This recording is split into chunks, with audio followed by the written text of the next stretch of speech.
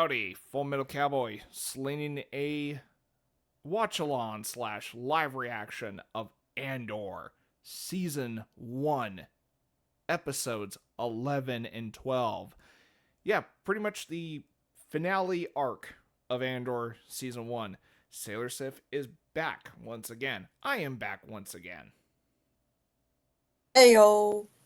And, I figured before we begin watching these last two episodes of season one, I figured we'd do a pre-arc discussion to kind of look back on uh, this first season and also kind of talk about like specific like character arcs because while this is my second viewing and I have I know where these arcs go in the first season. Sailor Sif, on the other hand, Don't ruin it for me.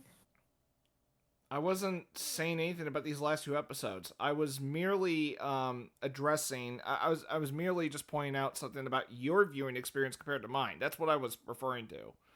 Anyway, let me get back to what I was saying. While I know where these character arcs go throughout season one in this revisit of mine, Sailor Sif, on the other hand, has a very different, viewing experience because this is her first time sitting through uh, Andor season one, and clearly the biggest difference between my enjoyment of the show and hers is the pacing because she thought it was a slow burn, although I did tell her that it was, but I think she understood why I said it was a slow burn. But she had said that she's getting used to the pacing of Andor, whereas for me, I have been more patient with this time with my revisit since I know how this first season plays out. But I actually do enjoy Andor season one a lot more than I first did.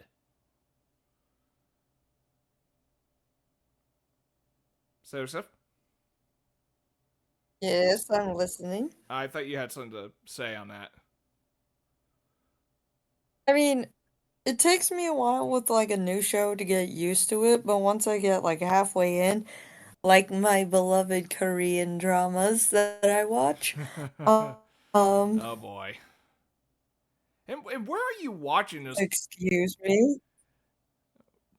Uh, well, um, I was gonna ask, where are you watching those Korean dramas? Netflix. Oh, I thought Crunchyroll had them or something. Nah, Netflix is like the crowning jewel of K-dramas and Chinese dramas, I see. and they're all very good. Of course you would say that. um, Very, very good. I'm What? guessing It has eye candy for me to look at. that's what I had a feeling it was gonna be. Excuse me? I was just telling the viewer. Mm, So, uh, but I mean, like, once it gets to, like, a point where I'm like, okay, now I know where this is going, yeah, that's when it kicks in of like, okay, I understand this now. yeah. Uh, and I will say this: there are two shows that I felt there were slow burns that I actually enjoy Andor more in comparison. So now one of them is not a sci-fi show, but one is. So I'll address the other sci. I'll address the sci-fi show in comparison to Andor. That being The Expanse. Uh, I really wanted to like that show. I have seen the first season in full and 5 episodes of season two, I think. I I'm drawing a blank on how many episodes I've seen in season two, but I think to my recollection it was 5. After a certain point, I just I wasn't I wasn't too like impressed with it. I do like the hard science fiction elements in it. it's just the writing I didn't think was the best I've ever seen in sci-fi, and I know some Expanse fans are like thinking like, what the fuck am I talking about? Here's the thing, uh, and I will stress with Andor, like the stuff that Andor tackles, I feel has no bullshit in it. Whereas the Expanse, well, most of it wasn't bullshit. There was one particular plot line with a major character arc that I really liked how they handled a certain detail or a certain moment in season one, but season two, I felt undid it. And that's where I was just like, eh, I don't know. And honestly, this show was hyped up to me before I watched it, and I think this was just a matter that I didn't really I could not grasp why this show was hyped. Maybe I just didn't have the for the most part I probably didn't have the right mindset for the Expanse season 1. Maybe it just wasn't something I was used to. Maybe if I decide to tackle the Expanse at a later point, maybe I might be a bit more patient than I was before the last few years ago. Now, there is one other show I've seen, which is not a science fiction show, that I also felt was a slow burn, but I also think it had the worst pacing in it too. That being The Lord of the Rings of Power. That show fucking Don't get drags. me started with the ending. Ending of Rings of Power. Wait, you saw it? Yeah, the bull crap one. Okay. Long story. The volcanic ending. Okay, yeah, I was gonna get to that. Okay, Rings of Power. I'm gonna make this short because this has nothing to do with sci-fi or anything that's comparable to Andor. The only two things I'll point out about Reigns of Power, I felt the pacing was really fucking slow. There were numerous times where I felt like certain scenes could have been trimmed. Now, some could make that same argument with Andor, but I feel like the scenes in Andor that it might drag a bit long for some people. I still think was interesting because the way the show's written and directed totally, makes up for why some scenes might drag. Again, slow burn, but it's some fucking, engaging, interesting shit. Reigns of Power. Numerous times while I was watching that first season, I'm kind of like, God, can this scene get fucking trimmed or something? They could have just trimmed this. Because I felt like some scenes just overstayed the welcome. And there were certain plot points I didn't give a shit about, mostly through the Harfoots. Now, the moment that I just said, fuck this show, the volcano, the pyroclastic flow. I mean, that scene right there just redefined the term jumping the shark. So, yeah. And I haven't seen season 2 since.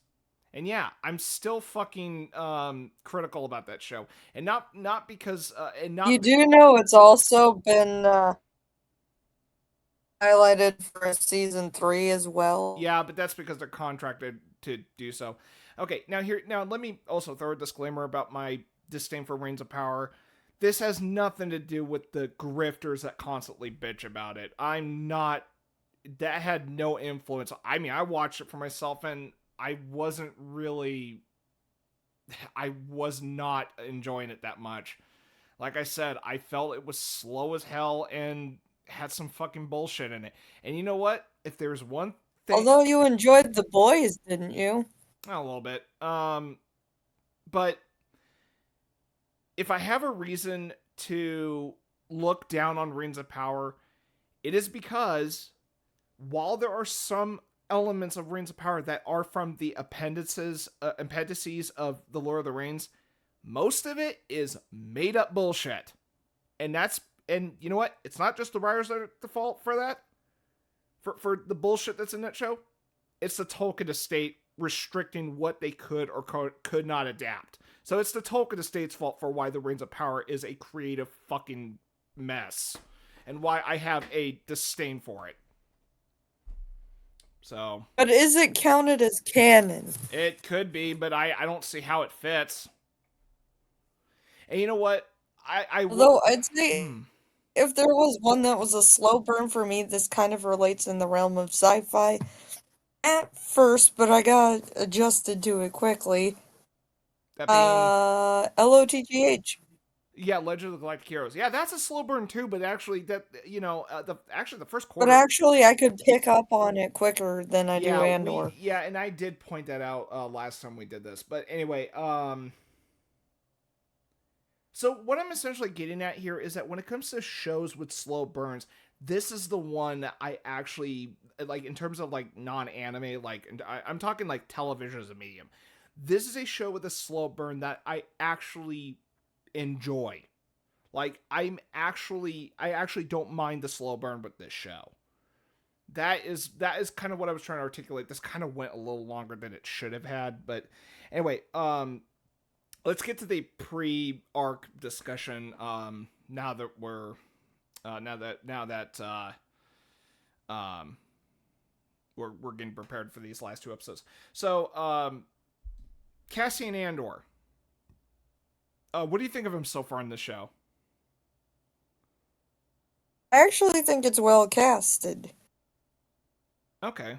I was gonna say for me with Andor, it's funny because when I first watched this, I thought, why is he the one character that is like the least interesting? And then I upon this revisit and upon thinking about it, I want to say that Andor is definitely to some extent like the observer character. Like he is meant to be like how do I put this? He's kind of in a way the avatar for the viewer, like what Andor's seen, throughout the series, we're seeing as well. So in terms of like a character for the audience to like see through a character's eyes, Andor is that character in comparison. And and what I mean by observer, like he's the observer character. What I mean is like it's kind of like how Max from the Mad Max films, especially with like Fury Road, like Max was like the observer character, while other characters were a little bit more interesting. But that's because we're kind of seeing the world of Mad Max Fury Road through Max. So that's kind of what I was getting at. But up until but I actually felt that way up until the prison arc, the Narkina 5 arc. Now, when the Narkina 5 arc came through, like I I have noticed that Andor as a character has changed from just being the observer to, oh, now he has a reason to be a rebel.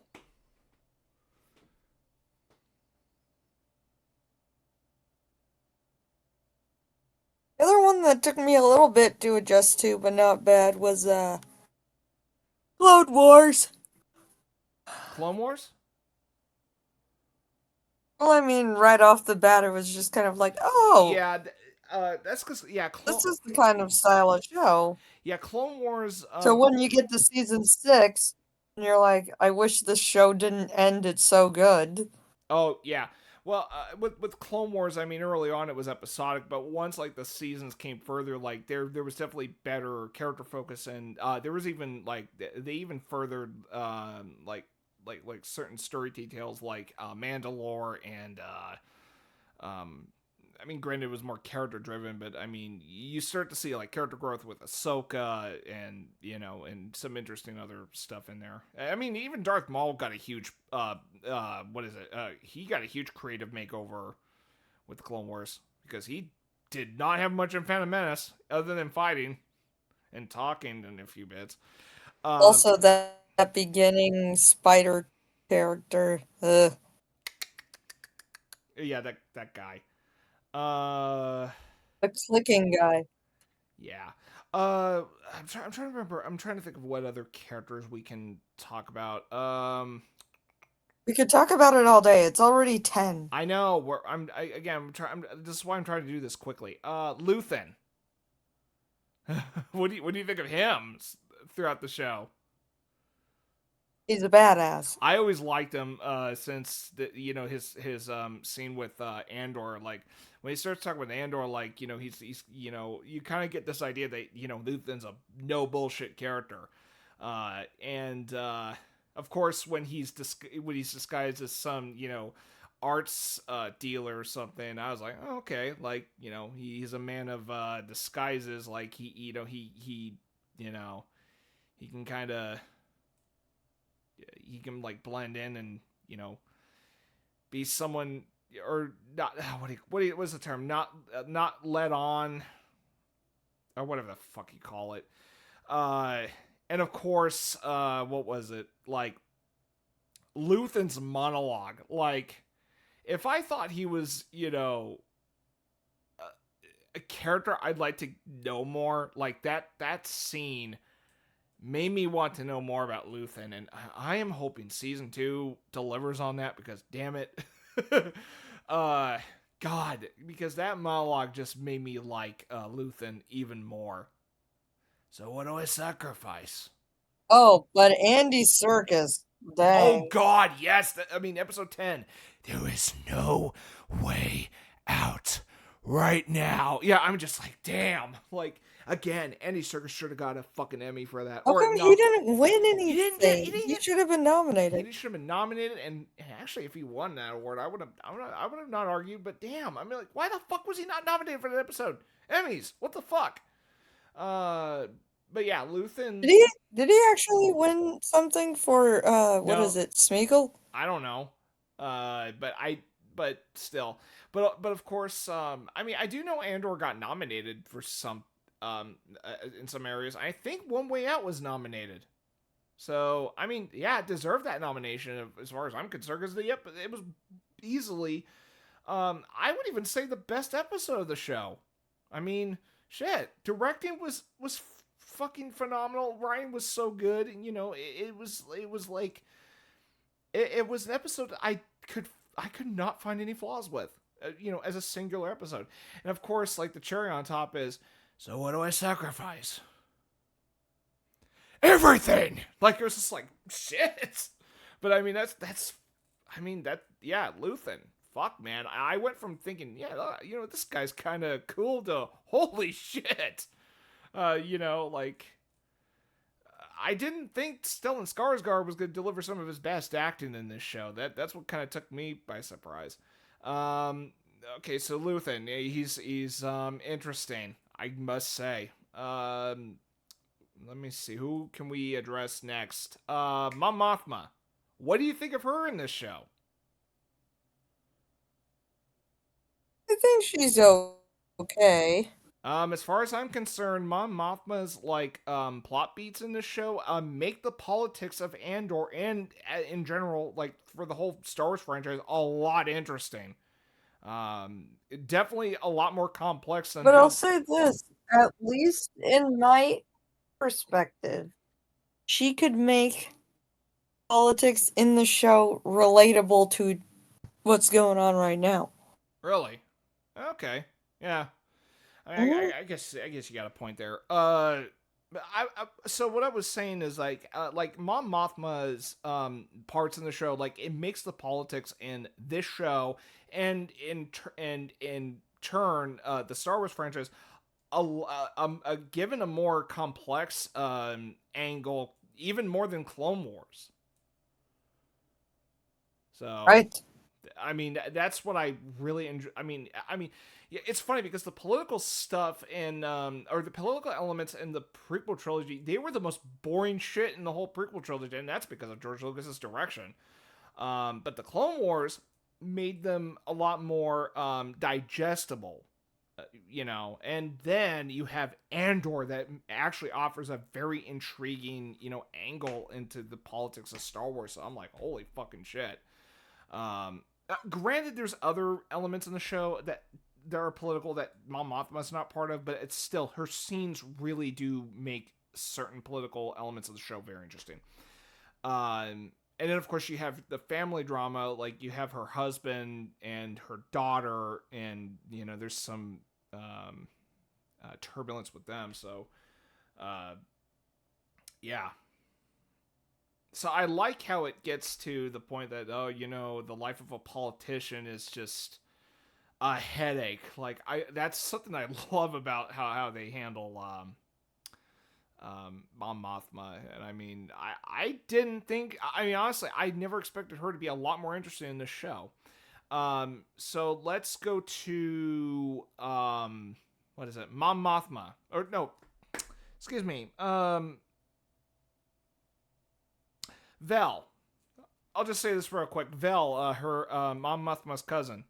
So okay, I'll make this very quick. So you remember the Rise of Skywalker?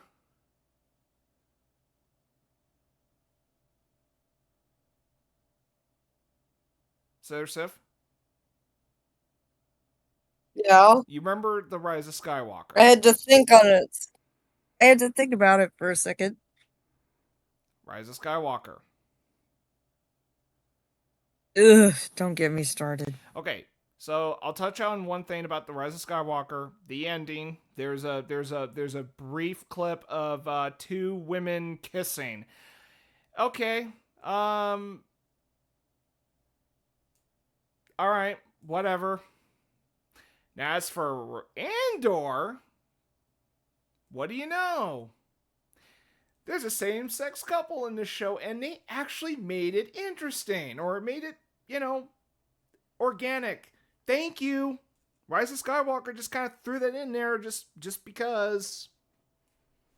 I'm like, okay.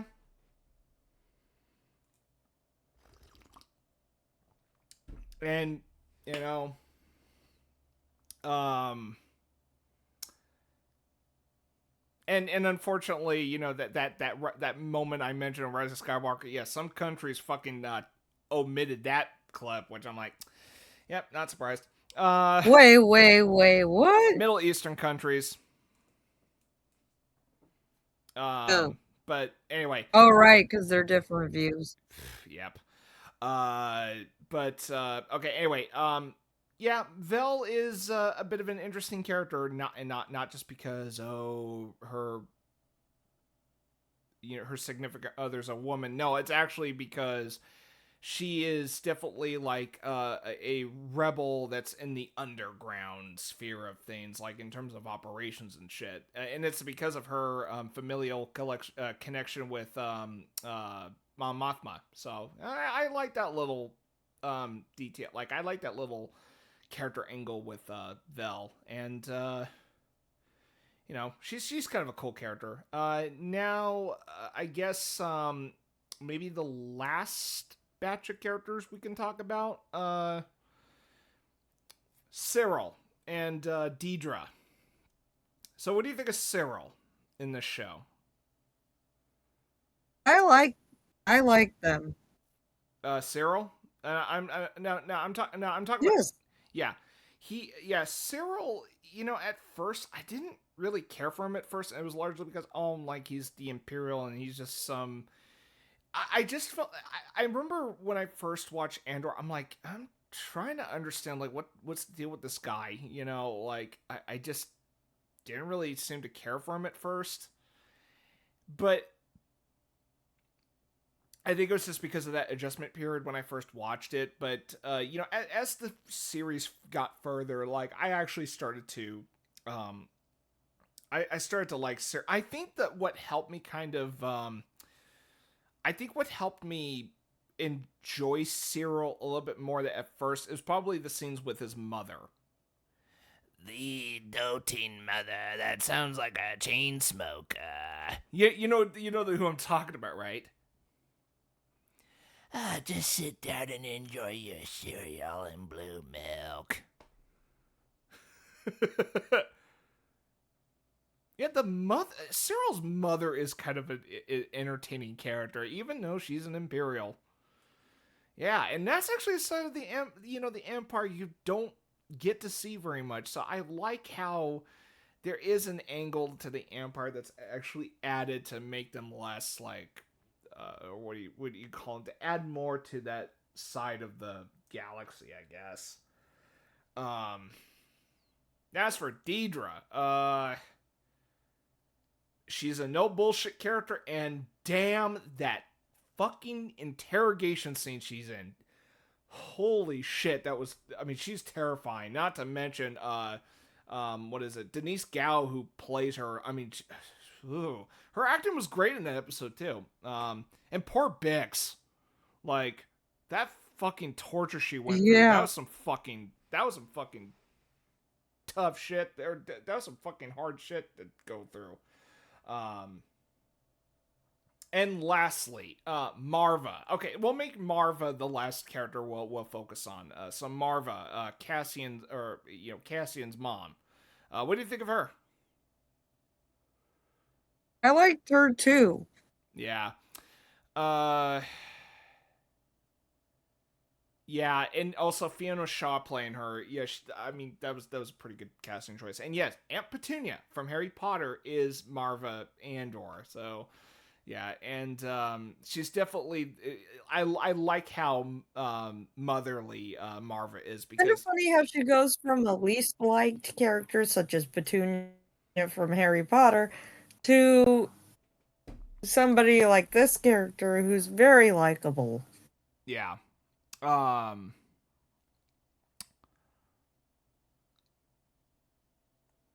yeah. But as far as like Marva, I mean she definitely fulfills a motherly role in the show, and well, I can certainly say she did fulfill that.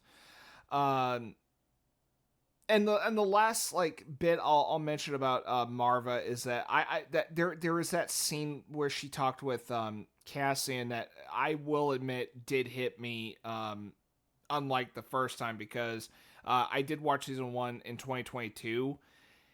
Now, the reason I bring this into attention is because my mother passed away in 2023. So, revisiting that scene where Cassian and Marva are talking, and he goes, I'm worried about you.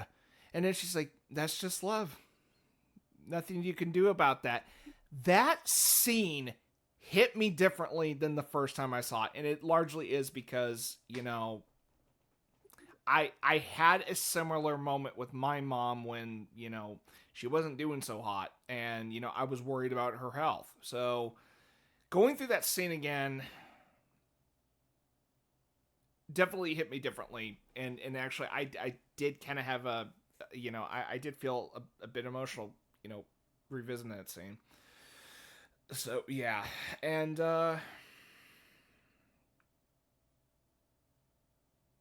yeah. Um Trying to think.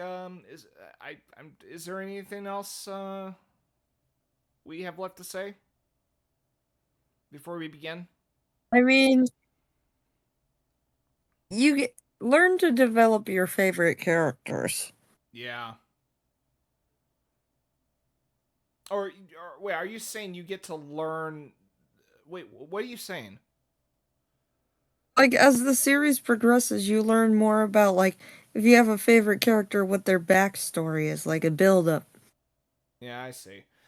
All right. And also, okay, I will say one last thing real quick, and this is like a bit of a rumination on season 1, and something I will retract what I've said. Now, I'm not saying this because the show's heavily praised and all that. It's something that I finally realized upon contemplation with this show and ruminating on or ruminating. I don't know if that's the word I would use, but um so this has to do with those first 3 episodes. So I here's the thing. I think the area I was realizing where I had some, I guess a nitpick with it was how the first 3 episodes were paced. I now realize what I was actually referring to that I just couldn't put my finger on. It was the flashbacks and the timing of them. But upon reflecting on the flashbacks, I understood what the point of the flashbacks were. Um, it was meant to like point out like Andor's purpose in the narrative and how he intends to fight the Empire or some shit like that. At least that's what I am At least that's what I remember. But if there's one minor nitpick I have with the pacing, I don't really prefer how the first episode ends. That's it. So, and I would even argue the first 3 episodes might be the one contentious area with Andor season 1, but my god, the rest of the show after those first 3, like, god, it's as if the remainder of season 1 like made up for the little minor, contentious areas of the first 3 episodes. But my god, did this show like okay, Sarah Steph, I'll just say this right now as we're about to get ready. uh this show took me by surprise the more I went into this show with this first season. So yeah, and I'm convinced this is some of the best Star Wars I have ever come across. You know, it certainly is some of the best under Disney. So, More than the original. well, no, under Disney's ownership, like this is some of the best Star Wars material. And yeah. Okay, can you see the player and all that? Sarah, can you see this? Okay, I think we're having some technical difficulties. Sarah Seth, can you hear me? I'm ready. Okay, can you see this? Yes, I can. Okay, I was just making sure because I couldn't hear you and I don't Say know. it. Okay, anyway, you heard her. Let's not waste any more time. We already took like 32 minutes, so that this is the end of the pre-discussion. Let's end Andor season 1. So here we go. Andor season 1, episode 11. Play when I say fire. So here we go. 3, 2, 1. Fire.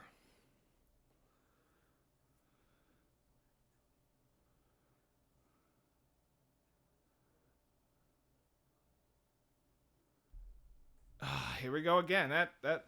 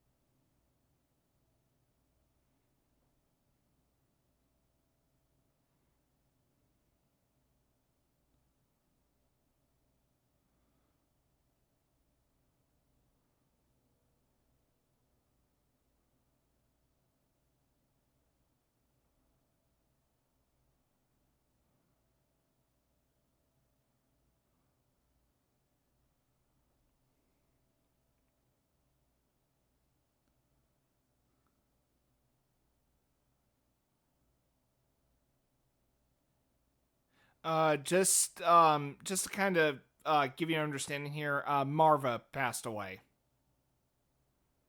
Ah, That's why yeah, that's why B's kind of like in a sad state right now.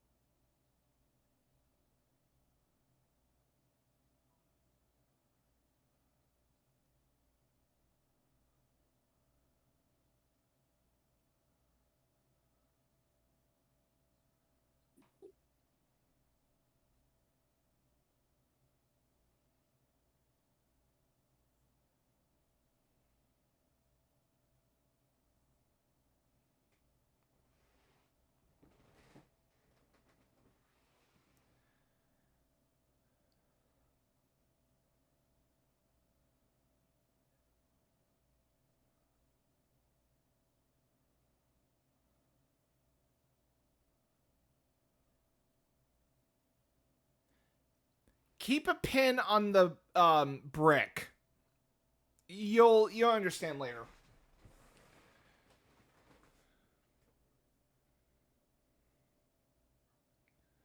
God, your video has lag, Yep, I'm sorry. but it's improved lag. I mean, it's not Well, worse than it was before. it happens.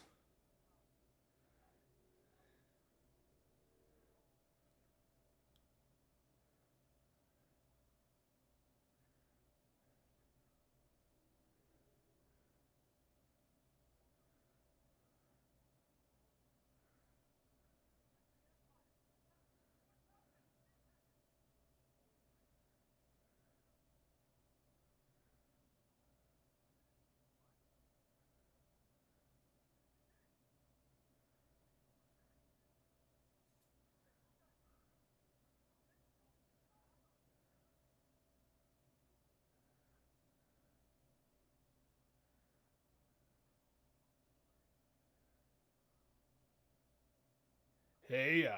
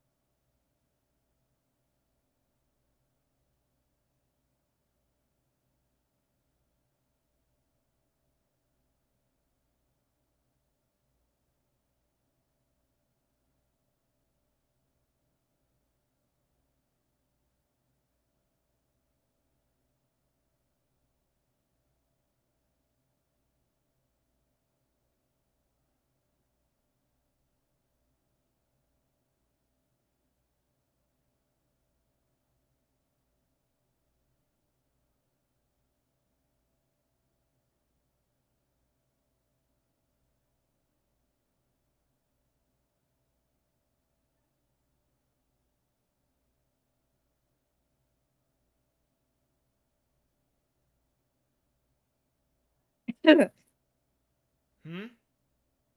What's up? was just coughing a little bit. Oh, I thought.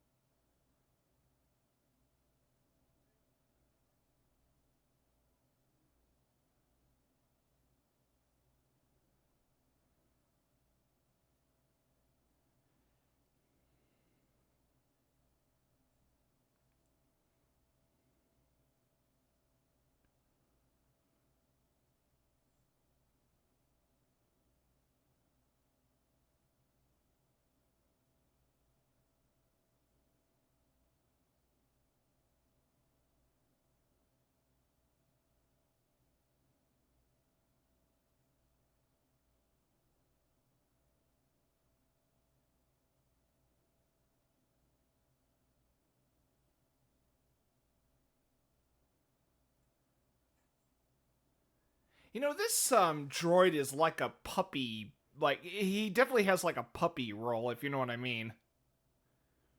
Agreed. Yeah, because he's still waiting for his owner, but his owner passed away. Like it's kind of like how dogs react to owner's death and all that. Like yeah, usually dogs do not take the passing of an owner very um well. Like it's or the processing of the grieving process is definitely rough for dogs. Like I've seen some dogs like react um, in a certain way.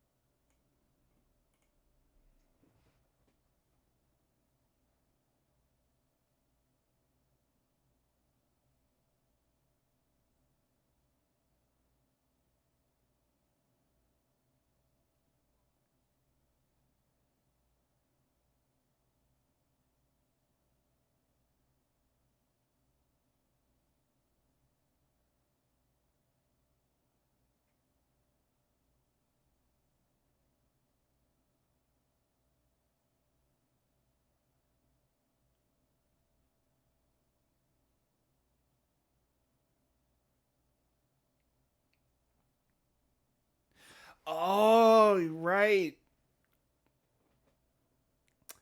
She doesn't know Vel had something to do with it.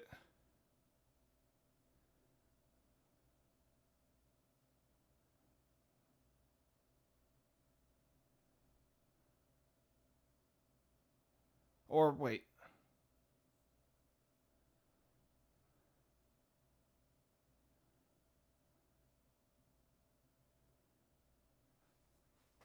Okay, this is also one of the reasons why Sailor Seven and I haven't been as talkative while watching these episodes, because we're trying to take in a lot of information to keep in mind for later.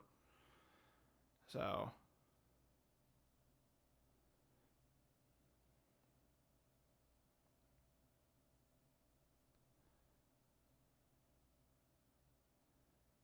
okay, I might have gotten my comment wrong about Mom Mothma and not aware what Vel was involved with the Aldani heist and all that.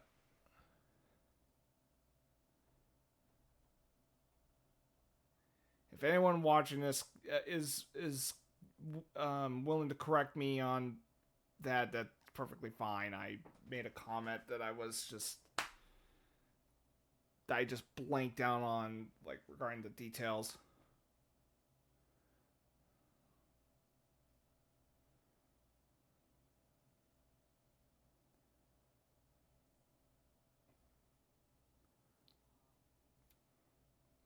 It's the doting mother.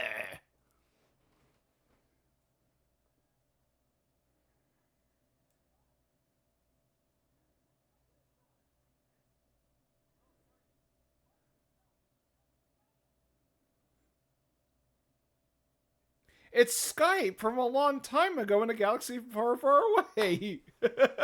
Oh my god, really, Big Dad Joe? Rest in peace, Skype.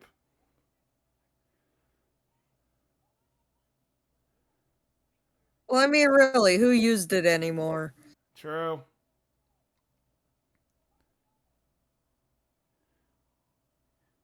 Actually, come to think of it, would the rebels use Skype and then the Empire uses Discord? I mean, it makes sense.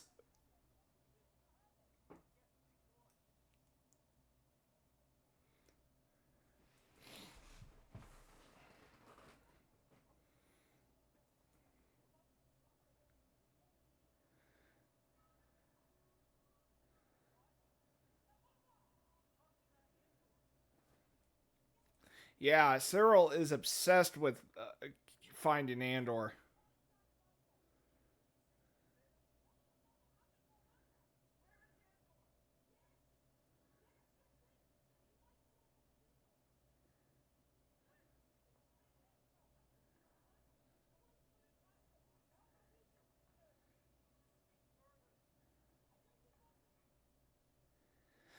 Oh, don't you just love technical difficulties? I sure don't.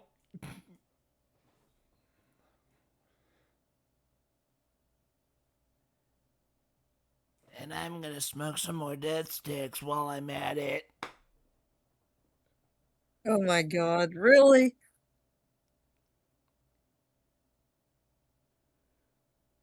Well, Sarah's mother is at home, but she needs to rethink her life.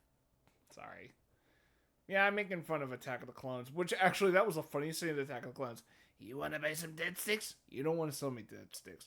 I don't wanna sell you dead sticks. You want to go home and rethink your life. I want to go home and rethink my life.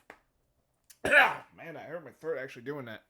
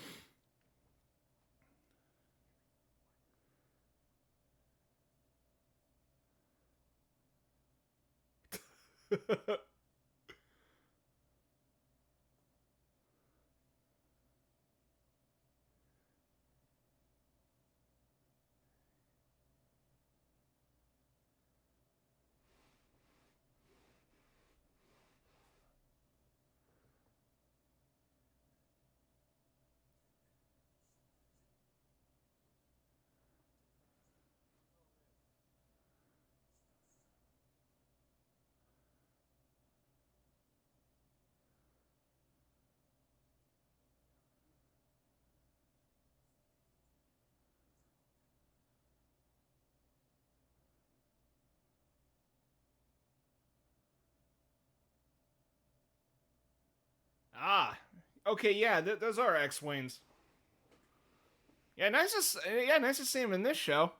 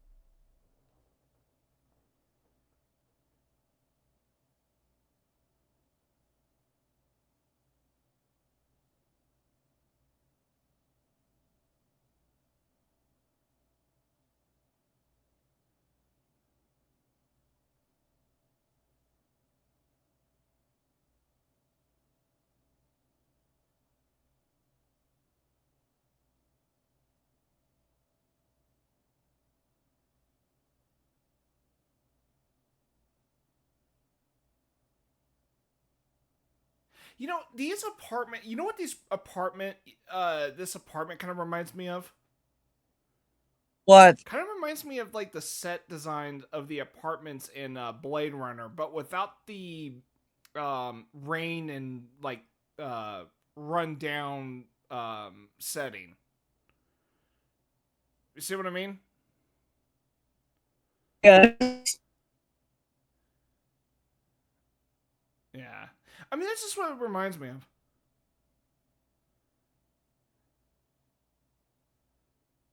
I mean, I wouldn't be surprised if Blade Runner had some influence in the show.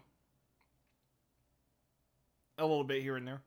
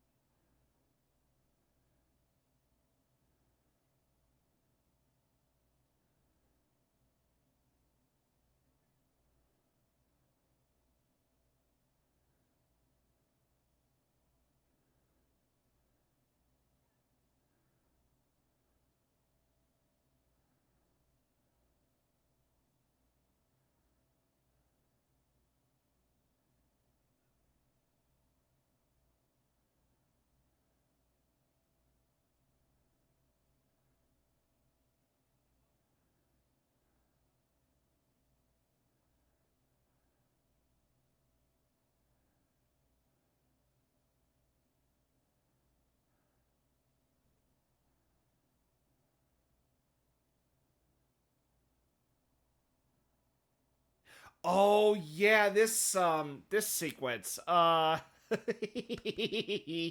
You'll see.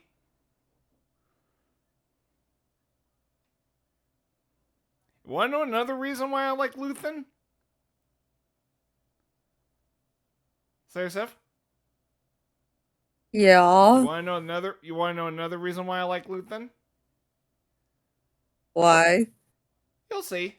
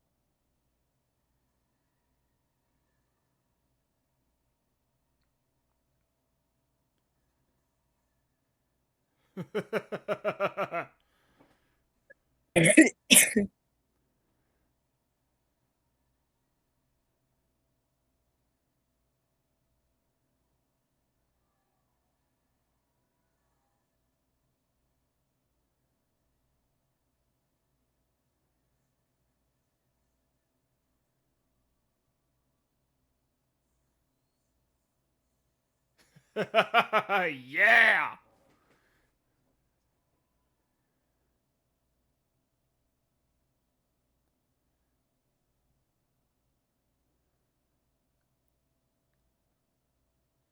Yeah, that hyperspace maneuver was pretty much Luthen saying "up yours" to those guys.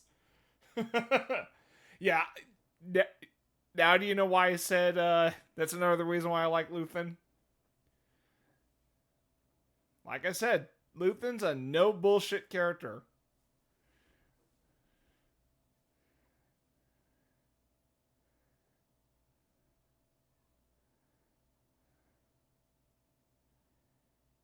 Ah, fuck.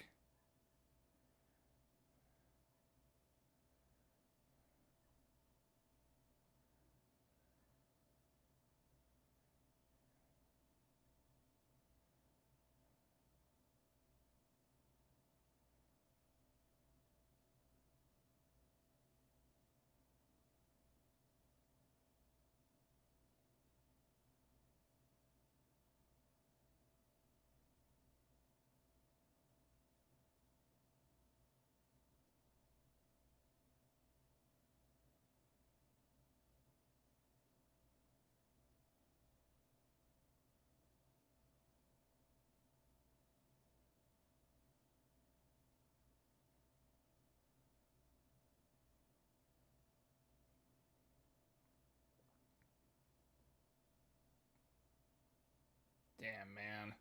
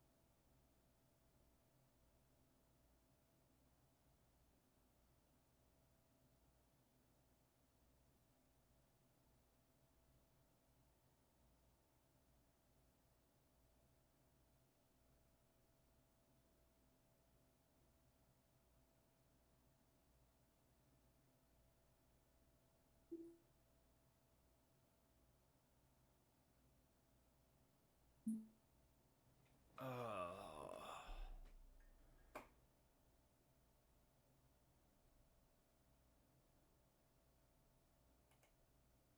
Okay, that was season 1, episode 11. What did you think of that one? That one was intense.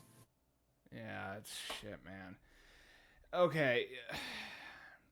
Diego Luna's acting definitely a spotlight with this episode, especially when he learned Marva passed away. Honestly, yeah, shit, man. This is I you know, this is starting to hit a little differently for me compared to last time. Clearly it's because, this is the my revisit being, after my mom passed, whereas my first viewing was before she passed. So Now, granted, when my mom passed, I mean, I was just kind of I took a walk, but I was like shaking, like for like a good 5 minutes, and it was because I was kind of getting over the I guess shock of, or I wouldn't say shock, but just kind of like what is it like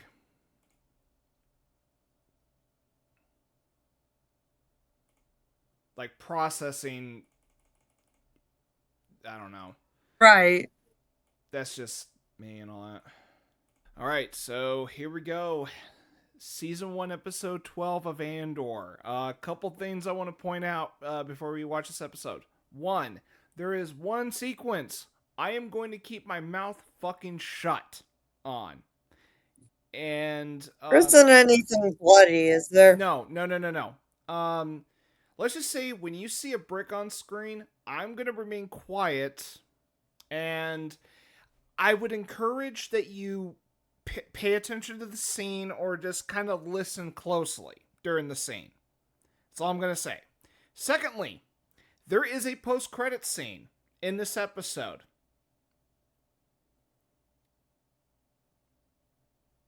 So, I'll leave it at that. Anyway, here we go. Andor, Season 1, Episode 12. The Season 1 finale. Play on my signal, which is fire.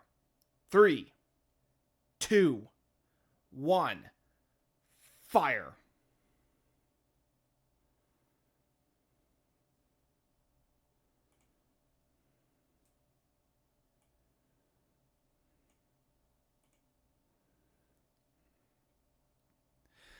Just a heads up, Sir Sif, as I'm recording this is gonna go a little over 12, or midnight, but we're talking like by 2-3 minutes. Ah. We would have gotten this done if you didn't have that minor interruption there or delay. Not trying to throw shade or anything, to just.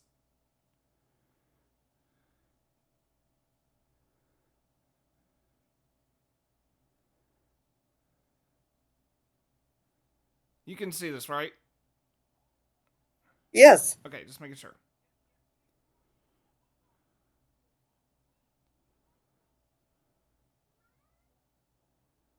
Not now, Noir. Shh. Shh. Shh. Shh.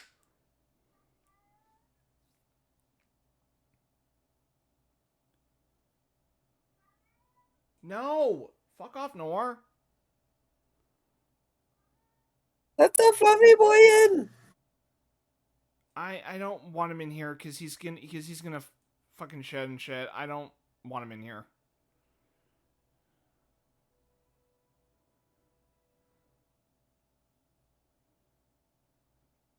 And also, he's got a habit of wanting to ask out, like,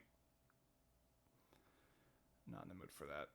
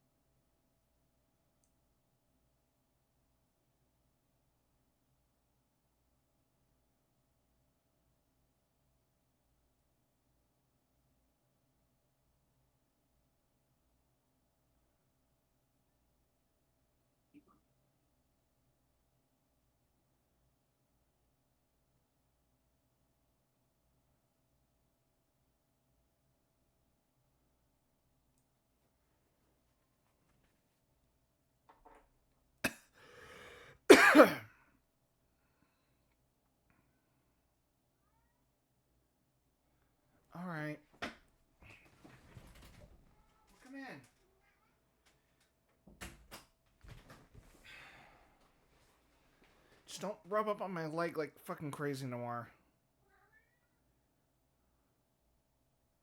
Free the pimp cat.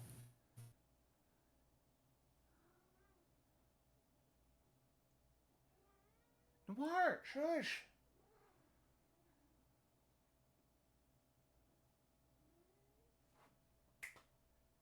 Stop.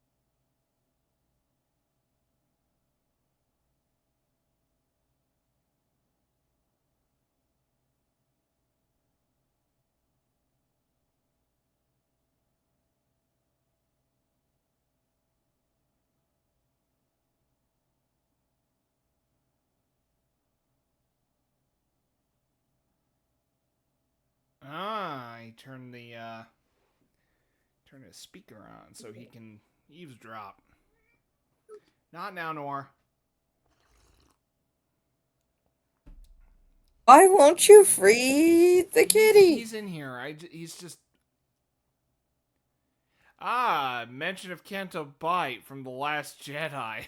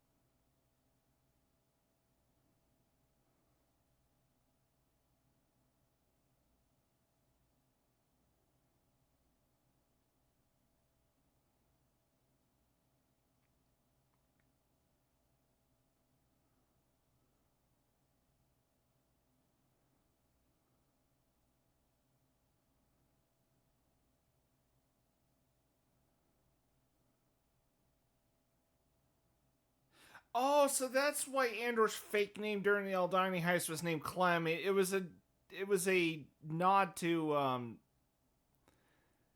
that guy that was with him in that flashback.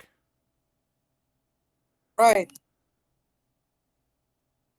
Yeah, I totally overlooked that when I first watched this.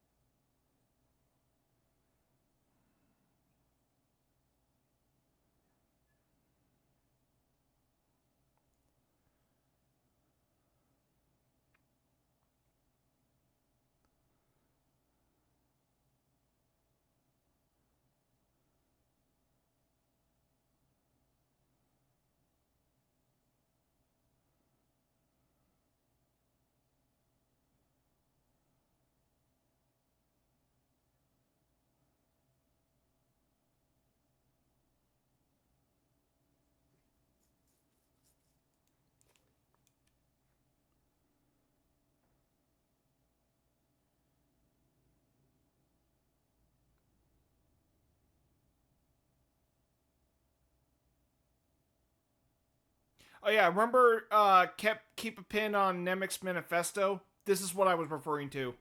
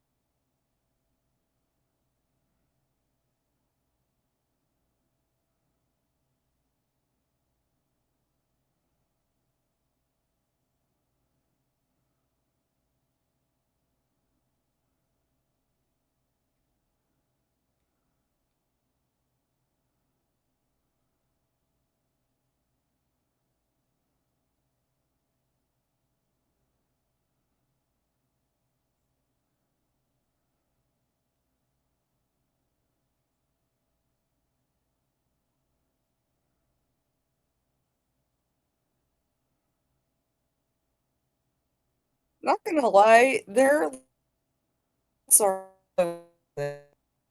Hold on. What were you saying? Your audio was like breaking up. not gonna lie, their sets are also amazing. Yeah.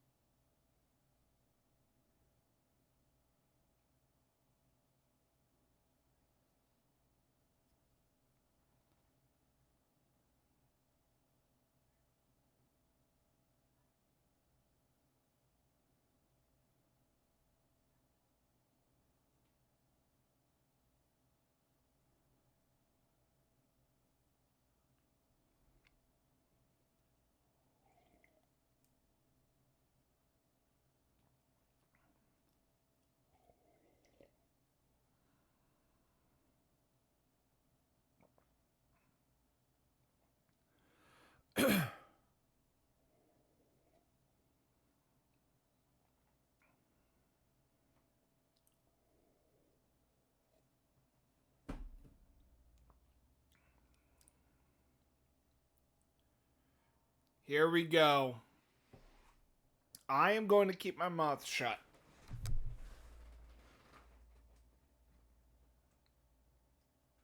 How's the connection to this? Sif, how's the reception of It's this? going fine. Okay, just making sure.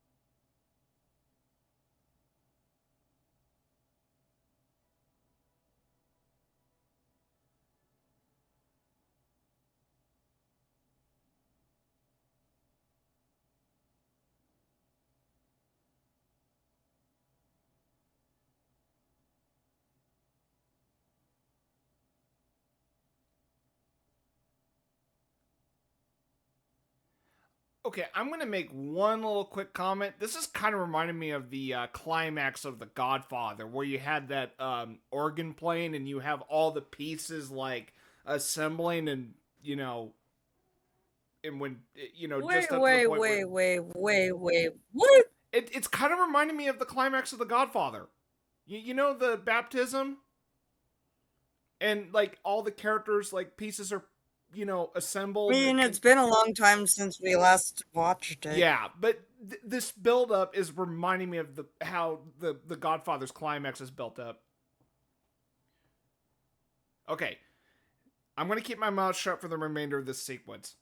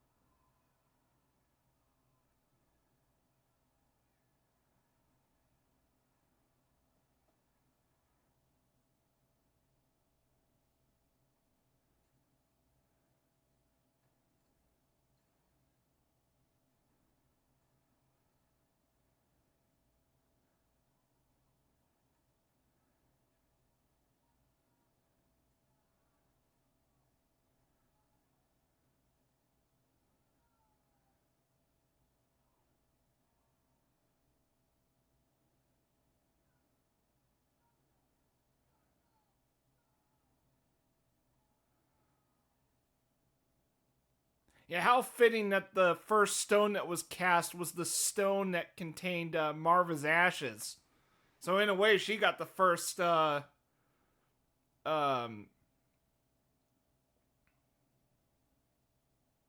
yeah.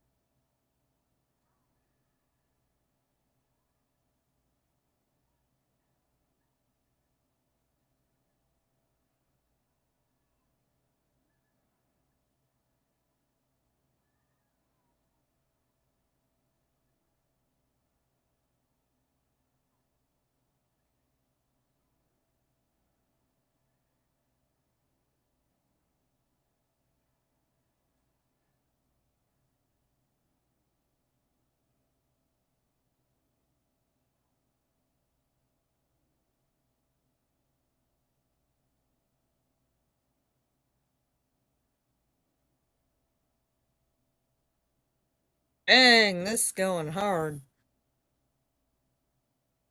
Yeah, I suspect there's a Oh thing for no. these. There's a thing between these two, or at least it's. Agreed. Yeah, there's a reason why I was keeping my mouth shut during the sequence, because holy shit!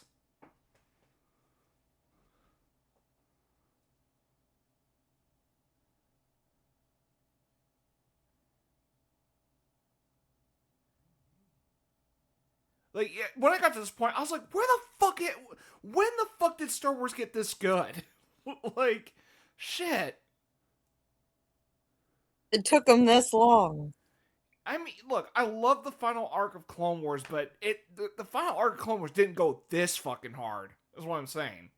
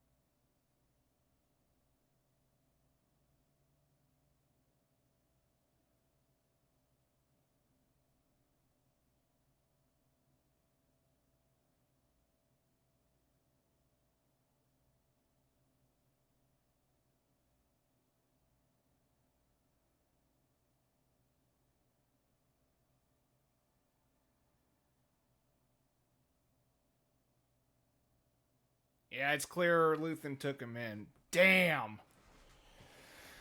Oh, that was season 1 of Andor.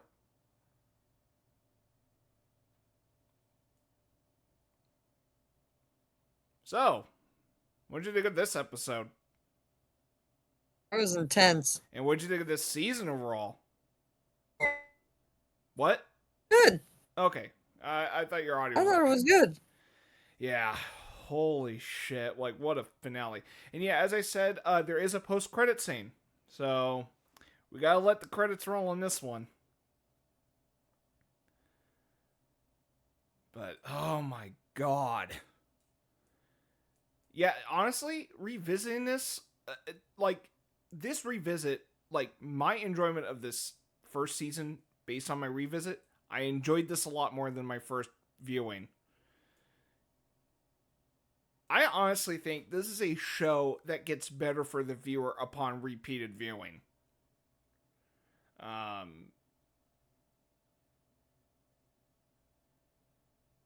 So, what did you think of Marva's speech, though? I was speechless. Yeah, what did you think of the... I'd wake up early and be fighting these bastards. Like, I was like, holy... Like, when I first started out, I'm like, whoa, holy shit. Like, what part of the speech did you like? was it when she gets all... When she sounds really fucking pissed off? Yes. Oh, okay. I should bring this up because I don't want to forget to bring this up.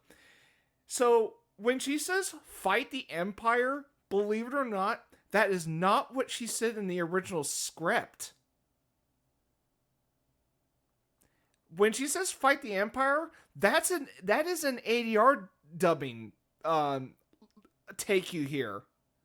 You want to know what was on the script and what she originally said?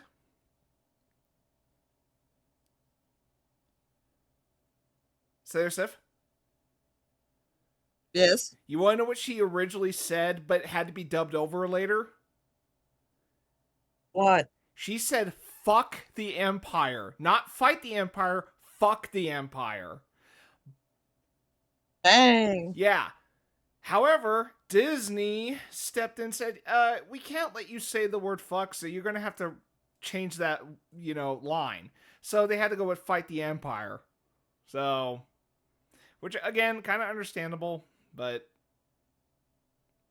And yes, some fans are saying, hey, release the fuck the Empire cut. So, hey, you know what? The Blu-ray, I think, should have had an alternate version just to,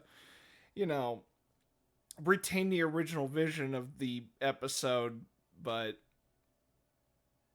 you know what? Fight the Empire is a fine compromise. Like, I just think that's a fascinating behind the scenes detail. So yeah. But man, what a show this turned out to be for, based on season 1 alone. Honestly, I did not expect Andor to be this good. Oh, by the way, Sarah Seth, remember when I said during Yes. the Narkina 5 arc, keep a pin on what the prisoners were building or assembling? This is what I was referring to.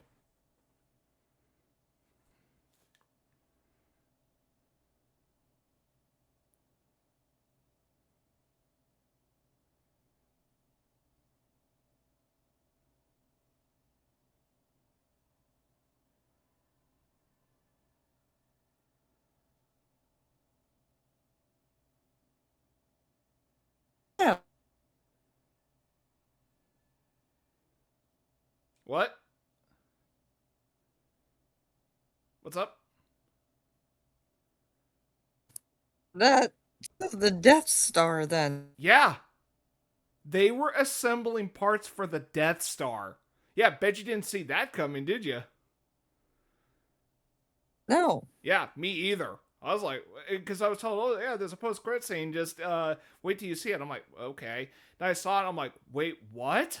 They were building fucking parts for the Death Star? Like, oh shit. Yeah. So yeah, that was season 1 of Andor. Yeah, biggest surprise. Like it is essentially the Star Wars show that not many people knew they wanted. So, you know what? I was one of those people that was like, oh, a show about Andor. Like, yeah, he was all right in Rogue One. Like, why would they want to expand it on his character? Like, okay, whatever.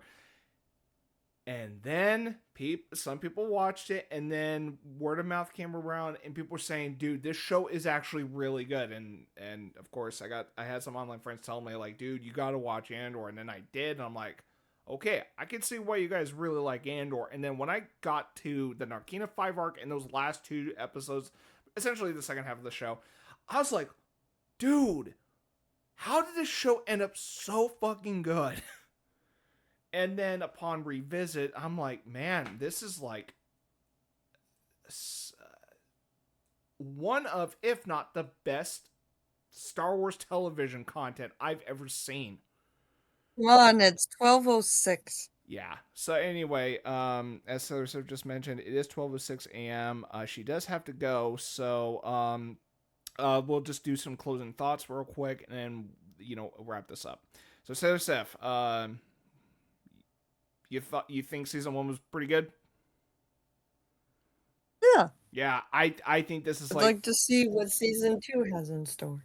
same here because now season 2 is completely new territory for the both of us. As we're about to go through season 2.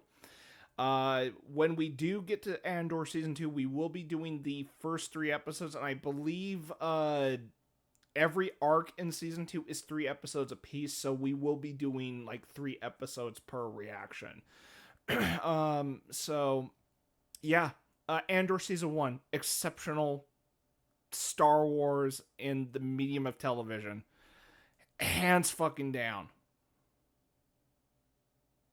And I mean, it goes to show when someone like Tony Gilroy, who knows how to fucking write and direct in anything, like this show is a sign that Lucasfilm should hire the best fucking talent.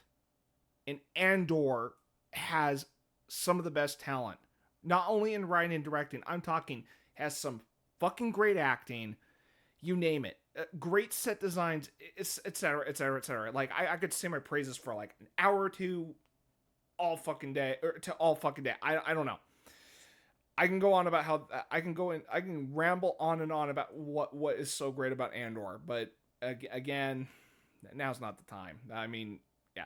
And granted, I know throughout this entire watch along / live reaction, Sailor Sif and I haven't been as talkative. Again, considering how dialogue heavy this show is, we were just paying attention to the dialogue and everything. So forgive us if this was not what you would consider ideal. Hopefully with season 2, I mean, that might be different. Who knows? We'll see. Uh, it's just that sometimes look, I just don't want to talk while characters are talking. That's kind of like how I tend to absorb information and shit. So yeah.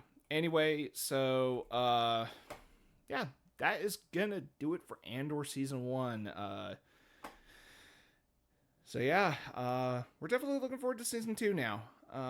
And we will get those reactions up as soon as possible after they're recorded and all that. So hopefully we are not going to keep you waiting if you have been following along with us.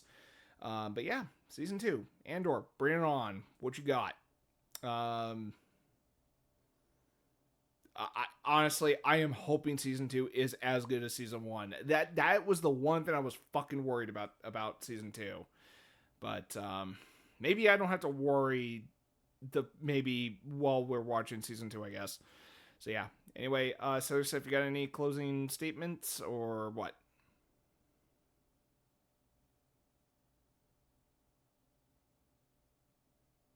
So Yosef? Sailor Sif, you there?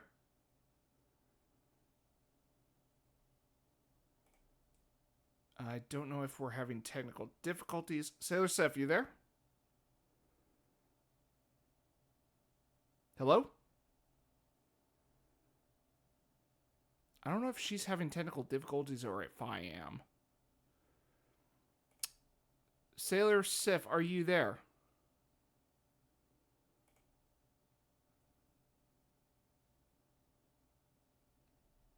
Hello?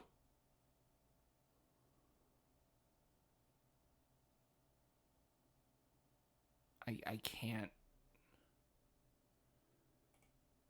Okay, this is not how I was intending to wrap this up, but either she went off to do something, whatever it is, or if she's having technical difficulties, or I am. I don't know what's going on because I mean, reception looks good on Discord, so I don't know what is the holdup. And the reason I was going like this is because I am. It's kind of muggy in this room. I'm just trying to clear off any sweat that's on my forehead. Also, my left eye's like twitching a little bit, so I was just trying to massage my nerves. It's probably the coffee that's causing a bit of a jitter, but yeah. Night. Oh yeah. You got any closing statements, real quick? It was very good. Season 1, that is.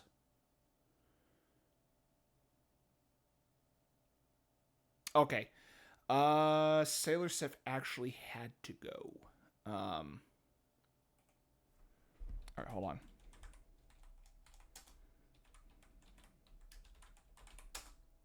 Okay, sorry about that. I had to.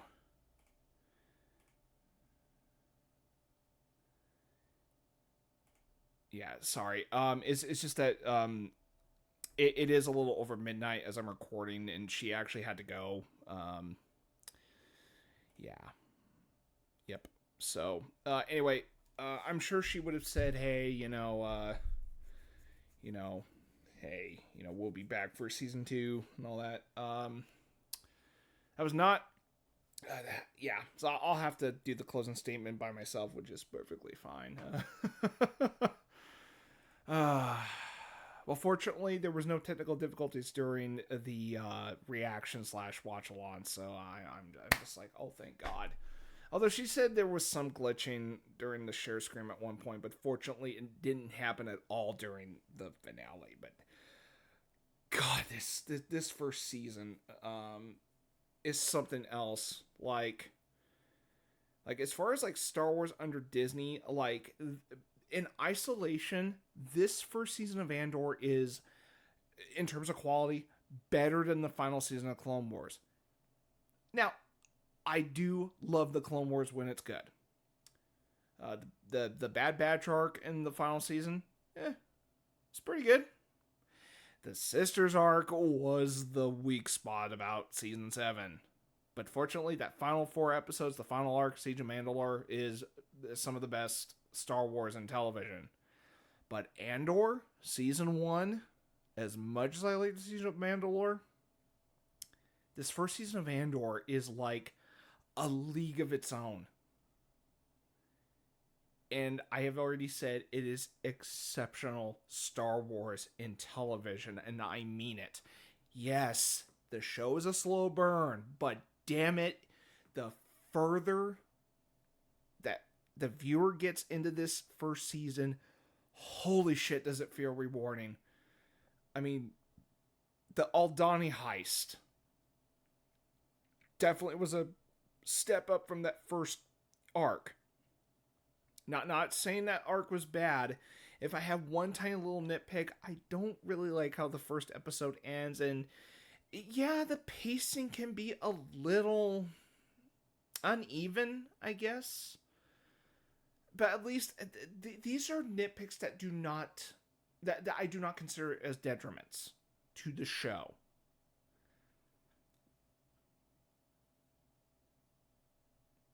I mean, if I had my way with this first season, I'd say tinkering a little bit with that first arc regarding the pacing and maybe the composition of scenes, maybe just maybe I could have done that a little differently to kind of fine tune it to how I would feel it would flow just right. Maybe. The flashbacks, I will say at first viewing, I don't know, it felt off to me, but upon repeated viewing, I actually do start to realize the purpose of the flashbacks. It's just, if the one nitpick that did remain was, again, that the way that first episode ends. I just felt they could have ended that episode just a tiny bit differently. But because it did feel to me that it was meant to be a 90-minute pilot, and then they just had to chop it down to 3, edit it to 3 episodes, and it kind of shows a little bit. So, but look, it's a tiny little nitpick. And I wouldn't say it affects my rating of Andor season 1. And it's funny because when I first watched Andor, I kind of concluded it was like a 9.5 out of 10, or maybe a 9. Honestly, like, this first season is actually kind of turned into a 10 out of 10 for me, because I feel like the slow burn of the show really allows me to kind of take in the focus of characters a lot more. Like, it's very character driven, and I do think that the slow burn pacing is beneficial to the character driven focus of the show. So, I mean, that's just how I'm perceiving, Andor upon my revisit. And I would say that the pacing of the show could be the contentious part, but I don't think it was the show's crutch for a second. So I am, again, I'm very patient. I mean, hell, my favorite TV show of all time, Babylon 5, has a first season that is a slow burn. And fortunately, the reason it had that slow burn was because it was taking the time to focus on characters. That is exactly what season 1 of Andor does. It focuses on characters, and I feel like it builds these characters very well. Like, I never fucking bitched about the character writing in this show. I think it is some of the, best handling of writing of characters. Now, granted, the character writing is also good in the original trilogy and also in the Clone Wars. Well, depending on what character you're specifically referring to, but the way Andor is executed, I mean, pacing might be the one adjustable thing that viewers, probably, will have to adjust to or adapt to, but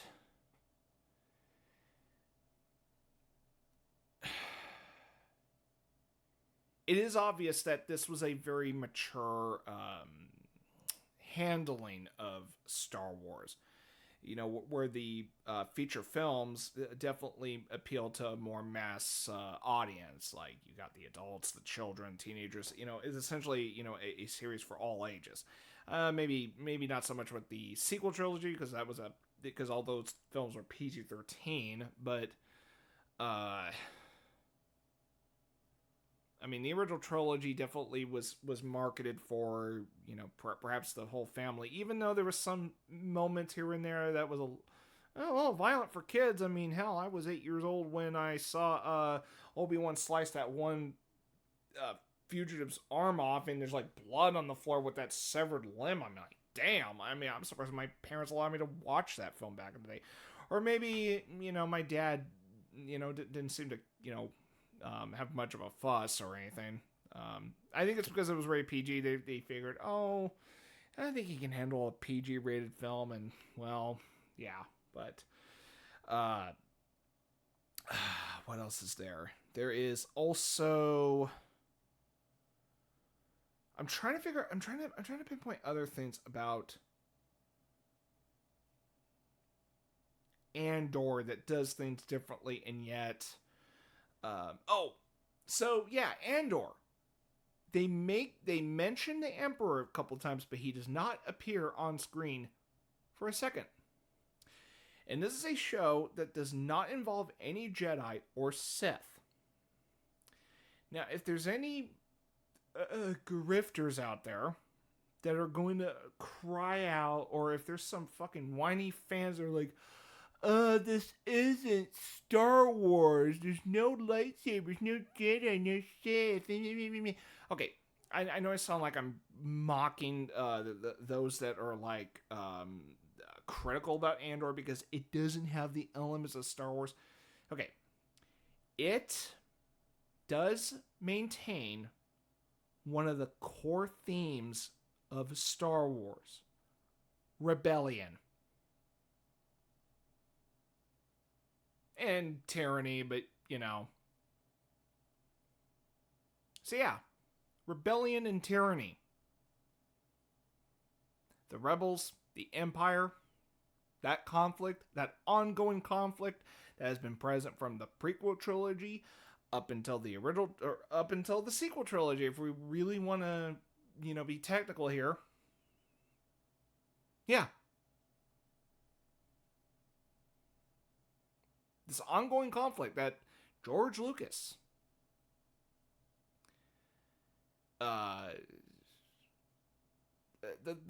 this ongoing conflict, this ongoing theme that George Lucas put in there from the very beginning is ever so present in Andor and much more potent than what Star Wars has ever portrayed. Like,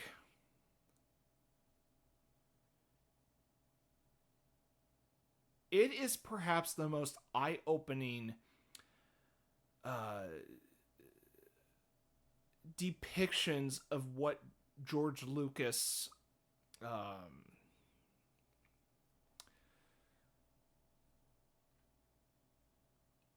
envisioned for his universe, that being Star Wars. So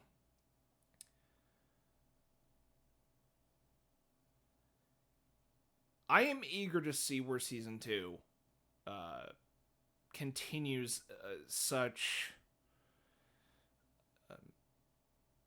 potent storytelling. So yeah,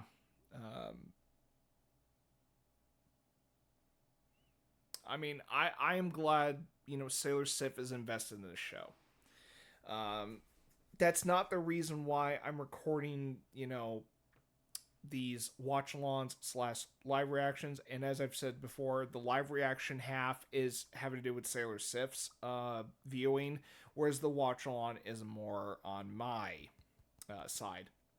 But that is not going to apply for season 2 because I have not seen season 2 yet, and neither has she. So going forward, this is going to be labeled as a live reaction for season 2. So yeah, God, this show got better for me on my revisit. And you know what? Maybe as the viewer ages, the show might be better for them. I think that's how... I do believe that's how this show endears. And it's funny because my favorite anime of all time, Legend of the Galactic Heroes, I was not head over heels over that anime when I first saw it. It was in my repeated viewing that I really started to catch on the nuances and perhaps the creative intent and narrative intent of the series, because the narrative tone makes it seem like, oh, it's narrative is formatted like as if it's a documentary, so it's like portrayed as like narrative is portrayed in past tense rather than, oh, this is like an ongoing document of the history of the galaxy, blah blah blah blah blah blah. Yeah, because there's a narrator in the series, and it's as if you are, it is as if you are watching something as if it's like a documentary or something, but you know, not exactly that's not exactly the case, but the narration of that series kind of makes it seem like you're sitting through a documentary in that sense. I know I sound like I repeated myself there. I was just trying to elaborate a little bit more clearly. But with Andor, like, yeah, like I said, just like Legend of the Galactic Heroes, like Andor got better for me in my second viewing. And who knows, maybe if I watch a third time, or God, I might just make this like an annual rotation. Like when I watch the Star Wars films, I'm gonna include the show with it because God, it is so good. And you know what? Since season 1 did get a 4K Blu-ray release and Steelbook for that matter, okay, that's kind of cool. Here's what I want to know: where the fuck is season 2? Because I'll tell you this now: if that season 2 Blu-ray ever becomes a reality, I am getting both seasons on fucking 4K. If it has to cost me like nearly $100 to get the whole fucking show, so be it. And also in 4K, fuck yeah. I might have to go for the prequel trilogy and original trilogy on Blu-ray. And you know what would be really sweet is if the final season of Clone Wars gets that fucking Blu-ray too, because I would really like to see that happen. Because that's the only season that never got a official like physical release, which is such a fucking shame too. So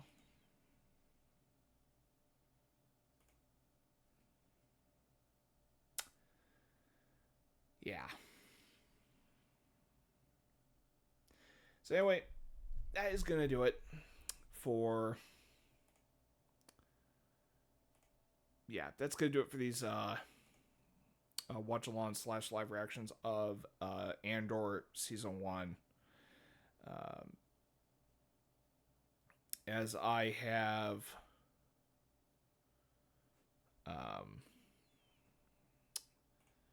yeah. I,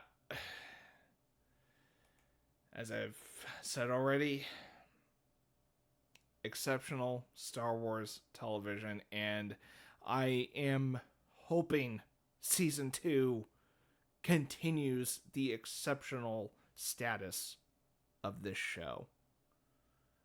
And I think I need to stop rambling because it's just that I'm kind of getting over this high that this finale delivered. God, yeah, here I go again. Just here I go again. I'm now reminiscing why this show won me over, and it yeah, it's great. No, it's yeah, it is truly great. Great Star Wars television. Yeah, okay.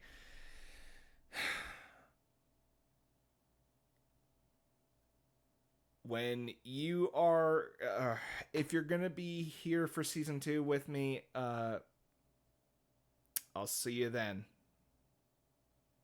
And I look forward to season 2 now. So I hope it's good.